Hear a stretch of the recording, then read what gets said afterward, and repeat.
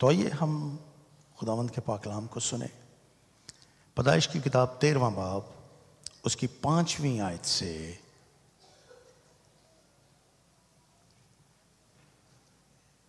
13ویں آیت تک ایلڈر خالد مسیح بان صاحب ان آیات کو ہمارے لیے تلاوت کریں گے۔ خداوند یسوع مسیح کے مبارک نام میں آپ سبوں کی سلامتی ہو۔ کلام مقدس میں اس طرح رقم ہے، اور لوط کے پاس بھی جو ابرام کا ہم سفر تھا، بھیڑ بکریاں، گائے بیل اور ڈیرے تھے، اور اس ملک میں اتنی گنجائش نہ تھی کہ وہ اکٹھے رہیں، کیونکہ ان کے پاس اتنا مال تھا کہ وہ اکٹھے نہیں رہ سکتے تھے۔ اور ابرام کے چرواہوں اور لوط کے چرواہوں میں جھگڑا ہوا، اور کنانی اور فریزی اس وقت ملک میں رہتے تھے۔ تب ابرام نے لوط سے کہا کہ میرے اور تیرے درمیان اور میرے چرواہوں اور تیرے چرواہوں کے درمیان جھگڑا نہ ہوا کرے، کیونکہ ہم بھائی ہیں۔ کیا یہ سارا ملک تیرے سامنے نہیں؟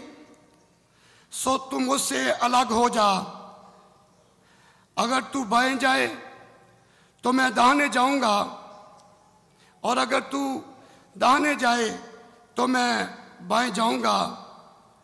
تب لوط نے آنکھ اٹھا کر یردن کی ساری ترائی پر جو سگر کی طرف ہے نظر دوڑائی، کیونکہ وہ اس سے پیشتر کہ خداوند نے سدوم اور عمورہ کو تباہ کیا، خداوند کے باغ اور مصر کے ملک کی مانند خوب سیراب تھی۔ سو لوط نے یردن کی ساری ترائی کو اپنے لیے چن لیا، اور وہ مشرق کی طرف چلا، اور وہ ایک دوسرے سے جدا ہو گئے۔ ابرام نے تو ملک کنعان میں رہا، اور لوط نے ترائی کے شہروں میں سکونت اختیار کی، اور سدوم کی طرف اپنا ڈیرا لگایا۔ اور سدوم کے لوگ خداوند کی نظر میں نہایت بدکار اور گناہگار تھے۔ کلام خدا کا پڑھا، سنا اور سمجھا جانا ہم سبوں کے لیے باعث برکت ہو، آمین۔ ابراہیم کی زندگی میں ایمان کا یہ سفر آسان نہ تھا۔ بالکل اسی طرح جس طرح آج بھی ایمانداروں کی زندگی میں یہ سفر آسان نہیں ہوتا۔ مشکلات، مسائل، جدوجہد، یہ جرنی آف فیتھ ایمان کے سفر کا حصہ ہیں۔ ابراہیم بھی میری اور آپ کی طرح ایک بشر تھا، اگرچہ ایمان کے اعتبار سے وہ ایک سورما ٹھہرا، جس کو پاک کلام میں ایمانداروں کا باپ کہا گیا، لیکن اس کے باوجود he was a human being، بشر تھا، انسان تھا۔ اور ہم نے جرنی آف فیتھ کے پچھلے 2 پیغامات میں اس کے بارے میں دیکھا کہ کس طرح سے غلطی، خطائیں اور گناہ اس سے بھی سرزد ہوتے ہیں۔ اور میں نے عرض کیا تھا کہ ہم میں سے کوئی شخص پرفیکٹ نہیں ہے۔ Nobody is Mr. Perfect۔ ہم میں سے ہر ایک کی زندگی میں گناہ بھی ہوتے ہیں، غلطیاں بھی ہوتی ہیں، اور خطائیں بھی ہوتی ہیں، ان سے انکار نہیں کیا جا سکتا۔ سو جرنی آف فیتھ میں یہ سب کچھ شامل ہے، اور ہماری زندگی میں بھی وقت آتے ہیں جب اچانک مشکلات اور اختلاف اچانک سامنے آتے ہیں، اور تالاب کا پانی متلاطم ہو جاتا ہے، پرسکون زندگی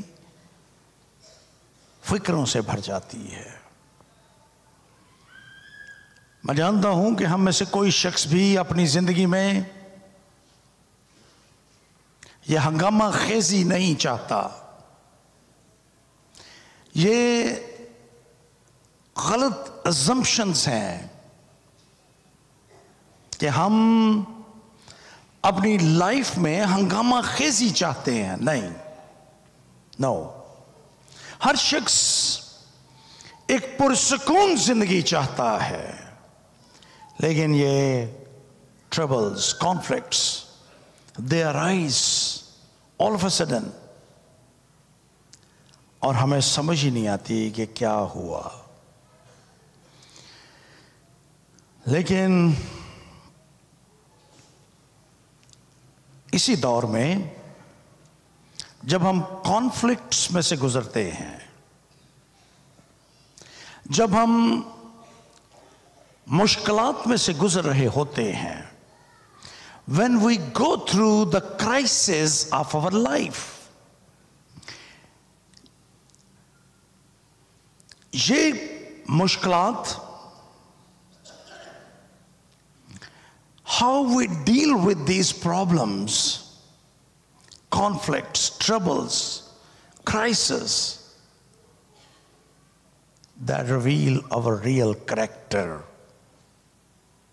کیسے ہم اس بحران کا سامنا کرتے ہیں، کیسے ہم ان مشکلات میں سے گزرتے ہیں، ہمارا رد عمل کیا ہوتا ہے، یہ رد عمل ہمارے اصل کردار کو پیش کرتا ہے۔ That is the real character of mine and yours when we deal with these crises۔ اس لیے اس موضوع کو، یہ ہمارے جرنی آف فیتھ میں آ گیا ہے یہ ٹیکسٹ، اس لیے میں اس پہ بول رہا ہوں تاکہ اپنی بھی اصلاح کر سکوں۔ یہ بحرانوں کا وقت ہوتا ہے جو ہمارے اصل کو سامنے لے کر آتا ہے، what we are inside۔ کیسے ڈیل کرتے ہیں ان سے، آئیے دیکھتے ہیں۔ ابراہیم کی زندگی بڑی پرسکون تھی اس وقت، وہ خدا سے دعائیں کر رہا تھا، ملک کنعان جو خدا نے اس کو بخشا تھا وہاں پر قیام پذیر تھا۔ لیکن لوط کے ساتھ اس کا جھگڑا شروع ہو گیا۔ جھگڑے کا سبب کیا ہے، آئیے یہاں پر تلاش کریں۔ What is the cause of problem؟ اور cause of problem ہے مال و دولت۔ یہاں پہ لکھا ہے، اور لوط کے پاس بھی جو ابراہیم کا ہم سفر تھا، بھیڑ، بکریاں، گائے، بیل اور ڈیرے تھے۔ They both were very rich۔ دونوں کے پاس کثرت کے ساتھ مال و دولت ہے۔ یہ بھیڑ بکریاں، گائے بیل، یہ اس زمانے کی ویلتھ تھی، دولت تھی۔ سو یہ دونوں بہت امیر ہو چکے ہیں، اور یہ دولت وجہ تصادم بن جاتی ہے۔ دیکھیں، جب تک تو وہ یہ دولت کو درست طریقے سے استعمال کر رہے تھے، there was no problem۔ لیکن جب اس دولت نے ان کو کنٹرول کرنا شروع کر دیا ان کے لیے مشکل بن گئی۔ خداوند یسوع مسیح جو میرا اور آپ کا حقیقی رول ماڈل ہے، وہ اس بات سے واقف تھے کہ یہ دولت دنیا کی وہ دولت کے خلاف نہیں۔ خداوند یسوع مسیح نے کبھی دولت کے خلاف کوئی بات نہیں کی، بلکہ انہوں نے دولت کے غلط استعمال کی پر تنقید کی لوگوں کو اوپر۔ خداوند یسوع مسیح نے اس دولت کے بارے میں یہ کہا تھا، اگر آپ کے پاس بائبل مقدس موجود ہے تو متی کا انجیلی بیان اس کا 6 باب اس کی 19ویں سے 21ویں آیت کو میرے ساتھ دیکھیے۔ خداوند یسوع مسیح یہاں پر دولت کے بارے میں بات کرتے ہیں، اور انہوں نے کہا اپنے واسطے زمین پر مال جمع نہ کرو جہاں کیڑا اور زنگ خراب کرتا ہے، جہاں چور نقب لگاتے اور چراتے ہیں، بلکہ اپنے لیے آسمان پر مال جمع کرو جہاں نہ کیڑا خراب کرتا ہے، نہ زنگ، اور نہ وہاں چور نقب لگاتے اور چراتے ہیں، کیونکہ جہاں تیرا مال ہے وہیں تیرا دل بھی لگا رہے گا۔ مال، دولت کے بارے میں خداوند یسوع سے سکھا رہے ہیں that your wealth must not control you۔ آپ کی دولت آپ پر اختیار نہ رکھے۔ یہ دولت، یہ ویلتھ، بھیڑ بکریاں، گائے بیل اور ڈیرے، یہ ان کے درمیان وجہ بن گئی لڑائی کی۔ یہ لڑائی کتنی دیر جاری رہی؟ یوں لگتا ہے کہ کافی دیر تک یہ جھگڑا انریزولوڈ رہا، حل نہ ہوا، اور آخر کار یہ بون آف کنٹینشن بن گیا۔ یہ اب جھگڑا مسلسل رہنے لگا، اور دونوں فریقین یہ چاہتے ہیں کہ ان کے پاس خوبصورت چراگاہیں ہوں، کیونکہ جو دولت ہے، بھیڑ بکریاں، گائے بیل، یہ سب ان کو ضرورت تھی چراگاہوں کی۔ یہاں پر لکھا ہے اس ملک میں اتنی گنجائش نہ تھی کہ وہ اکٹھے رہیں، کیونکہ ان کے پاس اتنا مال تھا کہ وہ اکٹھے نہیں رہ سکتے تھے۔ اتنا مال تھا کہ وہ اکٹھے نہیں رہ سکتے تھے۔ میری دانش میں یہ پرابلم آج بھی ہے، اور یہ پرابلم اس وقت ہماری زندگی میں آتی ہے جب ہمارے مرکز نگاہ، ہمارے فوکس تبدیل ہو جاتے ہیں۔ ہم یسوع کی بجائے اس دنیا کے مال پر نگاہ کرتے ہیں، which create jealousy اور پرابلم پیدا کرتا ہے۔ یہ خداوند یسوع مسیح کے بارے میں اس کا حل بھی تھا۔ عبرانیوں کے خط کا مصنف 12ویں باب اور اس کی 2 آیت میں کہتا ہے، اور ایمان کے بانی اور کامل کرنے والے یسوع کو تکتے رہیں، جس نے اس خوشی کے لیے جو اس کی نظروں کے سامنے تھی شرمندگی کی پرواہ نہ کر کے صلیب کا دکھ سہا۔ ایمان کے بانی اور کامل کرنے والے یسوع کو تکتے رہیں۔ جب ہماری نظریں یسوع سے ہٹ کر اس دنیا کے مال و دولت پہ آتی ہیں تو پھر جھگڑے ختم نہیں ہوتے، جھگڑے بڑھتے ہیں۔ میں نے آپ کو کہا تھا کہ ہم ابراہیم کے بارے میں جانیں گے کہ ابراہیم اس جھگڑے میں کیا کرتا ہے، کیسے ڈیل کرتا ہے اس جھگڑے کو۔ اور یہ آپ سب کے لیے، میرے لیے بھی ایک صلح کا، اکٹھے ہونے کا، ایک دوسرے کے ساتھ مل بیٹھنے کا ایک زبردست فارمولہ ہے جس کو یہاں پر ابراہیم نے بیان کیا. آئیے دیکھیں. ابراہیم جو خدا کا خادم ہے، جو ایمانداروں کا باپ ہے، وہ اس معاملے کے ساتھ، لوط کے ساتھ کیسے پیش آتا ہے. دو پہلو وہ اس کے بیان کرتا ہے صلح نامے کے. پہلی بات پر غور کرتے ہیں. آئیے ہم اس کی جو صلح کی وہ بات کرتا ہے اس کی پہلے حصے پر غور کریں. 8ویں آیت میں لکھا ہے، تب ابراہیم نے لوط سے کہا کہ میرے اور تیرے درمیان اور میرے چرواہوں اور تیرے چرواہوں کے درمیان جھگڑا نہ ہوا کرے. اور آگے وہ وجہ بیان کرتا ہے کہ کیوں جھگڑا نہ ہوا کرے. کہتا ہے کیونکہ ہم بھائی ہیں. We are brethren.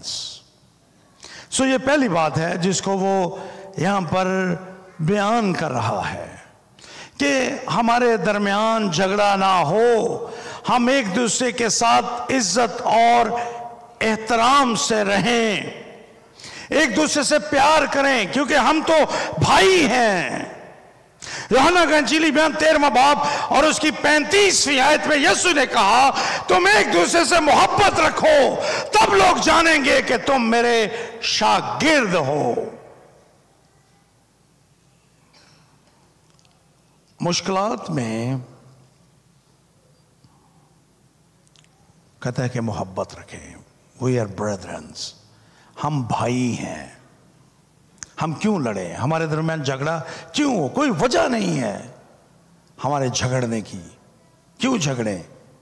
ہم تو بھائی ہیں. لیکن اس کے باوجود ہمارے درمیان جھگڑے ہوتے ہیں. ہمارے خاندانوں میں جھگڑے ہوتے ہیں، ہماری کلیسیاؤں میں جھگڑے ہوتے ہیں. ہر طرف نفاق، ہر طرف پرابلمز، ہر طرف جھگڑے. یہ کیوں جھگڑے ہیں دنیا میں؟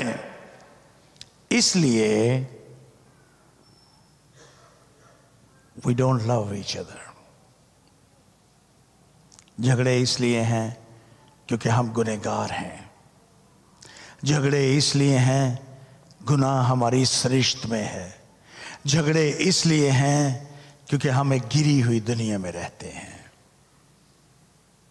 ابراہیم اور لوط بھی گری ہوئی دنیا میں رہتے تھے، اس لیے جھگڑا ہو گیا ان کے درمیان. اور اسی لیے یہ جھگڑے آج بھی ہوتے ہیں. آج بھی ہیں. کوئی اور وجہ نہیں ہے، صرف ہماری گناہ آلود سرشت اور یہ دنیا، گری ہوئی دنیا، یہ جھگڑوں کا سبب ہے. لیکن ابراہیم کہتا ہے کہ ہم کیوں جھگڑیں، کیوں جھگڑا ہو؟ ہم بھائی ہیں. جب تک ہم ایک دوسرے کو ایکسیپٹ نہیں کرتے، قبول نہیں کرتے ایک دوسرے کو، اس وقت تک جھگڑے ہوتے رہیں گے.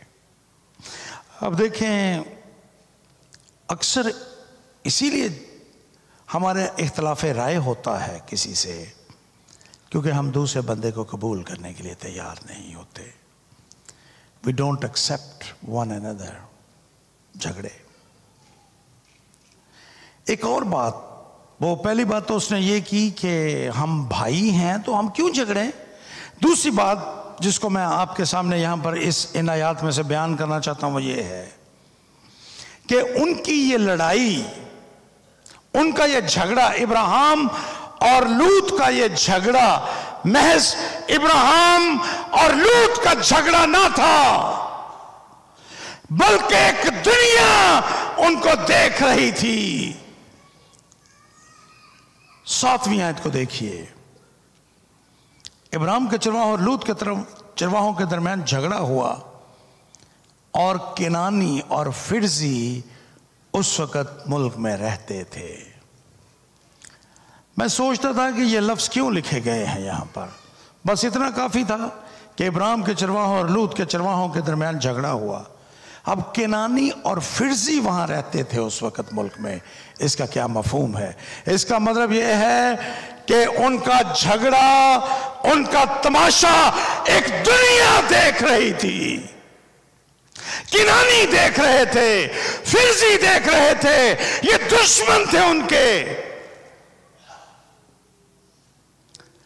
دشمن ان کے جھگڑے کو دیکھ رہا تھا اور دشمن ان کے اس جھگڑے سے فائدہ اٹھانے کے لیے بالکل تیار ہے. اب بعد ازاں دیکھیں گے کہ لوط کو کس طرح سے انہوں نے پریشان کر دیا، اس کو اس کا مال اسباب اس سے چھین لیا اور اس کو وہ قیدی یا بندی بنا کر لے گئے. دشمن بعد میں ابراہیم گیا، واپس لایا، لیکن ایک وقت ایسا آیا جب دشمن نے ان کی لڑائی کا فائدہ اٹھا لیا. دشمن دیکھ رہا تھا ان کو کہ یہ دونوں لڑ رہے ہیں، کمزور ہو رہے ہیں. جب تک یہ دونوں متحد ہیں یہ ایک طاقت ہے، لیکن جو ہی ایسے ہوں گے دشمن حملہ آور ہوگا اور دونوں کو پریشان کر دے گا. دشمن دیکھ رہا تھا. کنانی اور فرزی اس وقت ملک میں رہتے تھے. کیا بتاؤں آپ کو، جب ہم جھگڑتے ہیں، جب دو خاندان آپس میں جھگڑتے ہیں، جب دو لوگ آپس میں جھگڑتے ہیں، دو فریقین آپس میں جھگڑتے ہیں، دنیا ان کا تماشا دیکھتی ہے. مت سمجھیں کہ وہ آپ کے ساتھ ہیں. they are just watching you. آپ کمزور ہوں، وہ آپ پہ حملہ آور ہوں. سو یہاں پر بھی ایسی ہی صورتحال ہے اور ہمارے جھگڑوں میں بھی ایسے ہی ہوتا ہے. کلیسیاں کمزور ہوتی ہیں جھگڑوں کی وجہ سے. شیطان کے بارے میں کلام میں لکھا ہے کہ وہ تو دروازے پہ دب کا بیٹھا ہے کہ کب پھاڑ کھائے. اس لیے دشمن اس طاق میں رہتا ہے کہ وہ آپ کے کمزور ہوتے ہی آپ پہ حملہ آور ہو. لیکن ابراہیم نے کہا کہ ہم کیوں جھگڑیں، کیونکہ ہم تو بھائی ہیں. مجھے اپنے خاندان میں ایک زبردست مثال ملی ہے. میری سب سے بڑی باجی اور ہم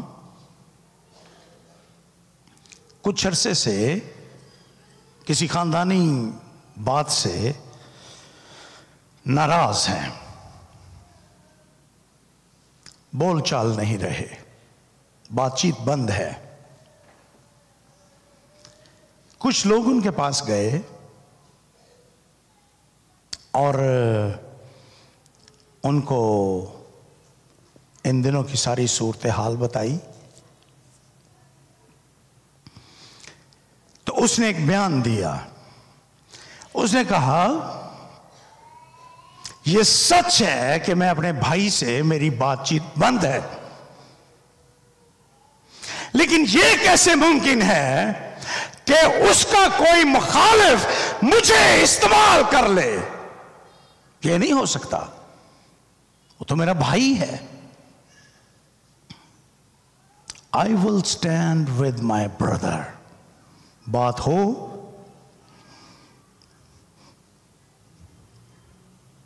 یا نہ ہو.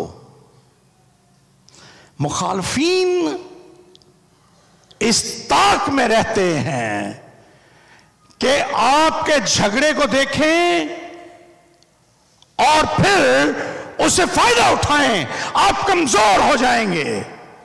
لیکن ابراہیم نے کہا میرے اور تیرے چرواہوں کے درمیان جھگڑا کیوں ہو؟ ہم تو بھائی ہیں. We are brothers. ہم تو بھائی ہیں. کیوں جھگڑا ہو؟ کیوں ہمارے مخالفین ہمیں، ہماری بہنوں کو، ہمارے بھائیوں کو ایک دوسرے کے خلاف استعمال کریں؟ کیوں کریں؟ ہم تو بھائی ہیں. ہم کیوں جھگڑے؟ آگے بڑھتے ہیں. قیمت ادا کرنی پڑتی ہے جھگڑوں کی ہمیشہ. یہاں پر 9ویں آیت میں لکھا ہے، ابراہیم نے لوط سے کہا کہ کیا یہ سارا ملک تیرے سامنے نہیں، سو تم مجھ سے الگ ہو جا. Separation is the price of peace. اگر ہم اکٹھے نہیں رہ سکتے تو جھگڑے کیوں؟ ہم علیحدہ ہو جاتے ہیں. میں نے یہ مشاہدہ کیا ہے، تجربہ کیا ہے کہ ہمارے ملک میں جوائنٹ فیملی سسٹم ہے. بھائی اکٹھے رہتے ہیں، جھگڑے ہوتے ہیں، لیکن آپ ان کو ایک دوسرے سے دور دور کر دیں تھوڑا سا، محبت بڑھنے لگتی ہے. So separation is the price. اور وہ یہاں پر کہتا ہے کہ ہم الگ ہو جائیں.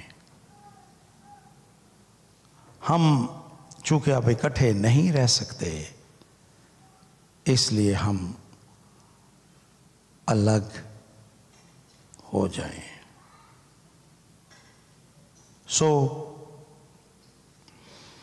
وہ دونوں الگ ہونے کا فیصلہ کر لیتے ہیں. اور ابراہیم اس کو آفر کرتا ہے، چونکہ وہ بڑا تھا، وہ بڑے پن کا مظاہرہ کرتا ہے اور اس کو آفر کرتا ہے کہ بھائی یہ سارا ملک تیرے سامنے ہے، تو چن لے. اور وہ بڑا پن، بڑے ہونے کا مظاہرہ کرتا ہے. جب صلح ہوتی ہے تو بڑے دل، بڑے ہونے کا مظاہرہ کرنا چاہیے، کیونکہ بحران وہ وقت ہوتا ہے جب آپ کا، میں نے کہا تھا، انر سامنے آتا ہے. آپ کیسے جھگڑوں کو ڈیل کرتے ہیں؟ آپ کیا کرتے ہیں جب جھگڑا ہوتا ہے، بحران ہوتا ہے؟ خاموشی، silence, that is the best way. خاموشی اختیار کر لیں، کوئی بات نہ کریں کسی کے بارے میں، کسی کے بارے میں کوئی ہرزہ رسائی نہ کریں، کسی کے بارے میں کوئی نازیبہ بات نہ کریں. خاموشی، that is the best revenge. اور بڑے پن کا مظاہرہ کرتے ہوئے کہیں لے لیں بھائی، تو لے لے. اور وہ کہتا ہے کہ تو دیکھ لے.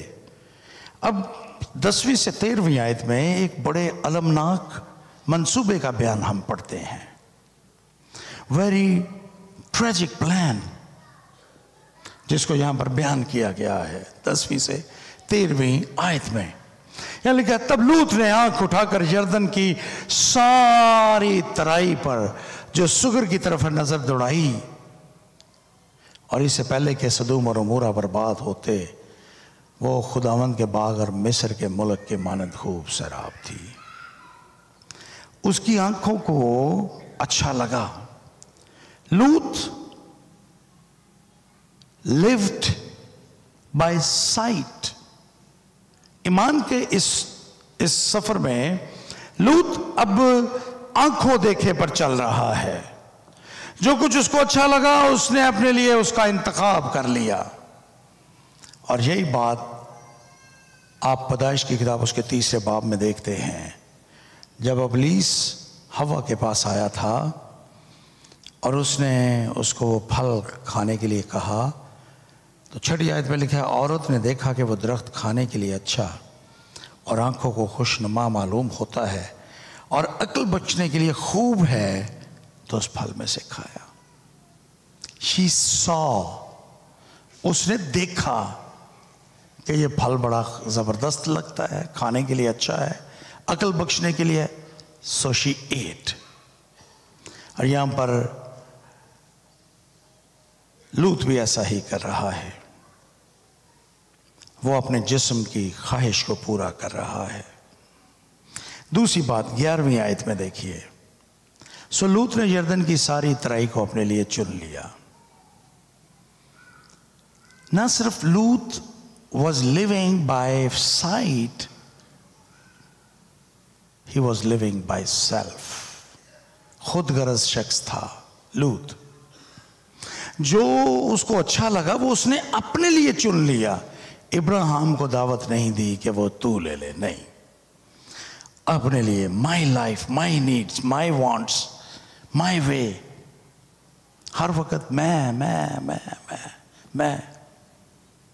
اپنے لیے زندہ رہنا چاہتا ہے وہ۔ اور آخری بات لوط کے بارے میں لکھی ہے 12ویں اور 13ویں آیت میں، ابراہیم تو ملک کنعان میں رہا۔ کیوں ابراہیم کیوں ملک کنعان میں رہا؟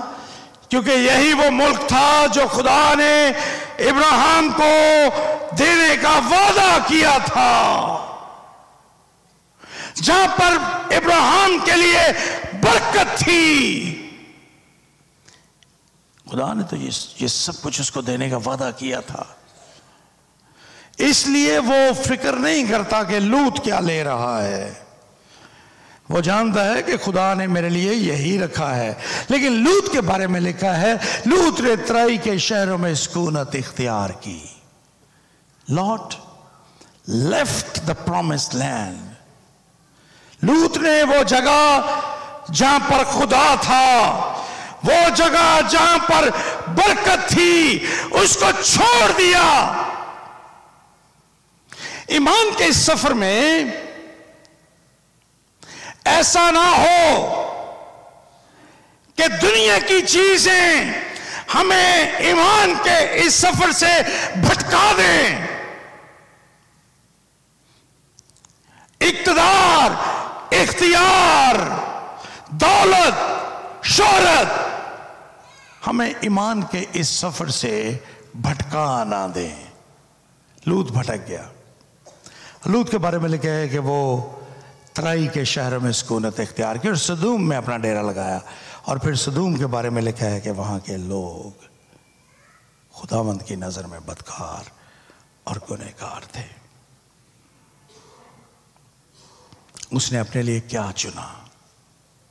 گناہ، بدکاری کی جگہ، یہ اس نے اپنے لیے چن لی اور وہاں پر جا کر بسنے لگا۔ میں نے اور میرے کچھ ساتھیوں نے اس ساری سرزمین کو اپنی آنکھوں سے دیکھا ہے۔ ہم اس جگہ بھی پہنچے جہاں پر خیال کیا جاتا ہے کہ لوط کی بیوی نے پیچھے دیکھا تھا اور وہ نمک کا ستون بن گئی تھی۔ ہم نے وہ سارے میدان دیکھے ہیں، سدوم اور عمورہ کے شہر جو اب بحر مردار کے نیچے دفن ہو چکے ہیں، ان کو بھی دیکھا ہے۔ اس نے اپنے لیے یہ سب کچھ چنا اور برباد ہو گیا۔ لیکن ابراہیم نے کوئی فکر نہیں کی کہ زرخیزی ہے، ترائی ہے، چراگاہیں ہیں، نہیں، بلکہ اس نے خداوند کے وعدوں کو اپنے دل میں رکھا۔ خدا نے اسے کہا تھا کہ میں یہ ملک تجھے دوں گا، تجھے برکت دوں گا اور تیرے وسیلے سے قومیں برکت پائیں گی۔ This is the promise of God with me and with you۔ خدا نے یہی وعدہ کیا ہے ایمان کے سفر میں میرے ساتھ، آپ کے ساتھ۔ دنیا کی کوئی قوت، کوئی طاقت آپ کی برکت کو آپ سے چھین نہیں سکتی۔ جو خدا نے آپ کو دی ہے، جو برکت خدا نے آپ کو دی ہے، اس کو کوئی آپ سے چھین نہیں سکتا۔ اپنی اس برکت کو اپنی طاقت بنائیے۔ جو نعمتیں خدا نے مجھے دی ہیں وہ میرے پاس ہے، کوئی ان کو مجھ سے لے نہیں سکتا۔ میں ان کو اپنی طاقت بناؤں، اور میں اور آپ اپنی اپنی برکت کو اپنی طاقت بنائیں۔ لیکن یاد رکھیں، اپنے خاندانوں میں اپنے بھائیوں کی طاقت کو پہچانیے، اپنی بہنوں کی طاقت کو پہچانیے، اپنے آپ کو پہچانیے، اور یاد رکھیے کہ ہم کیوں جھگڑے ہیں، ہم تو بھائی ہیں۔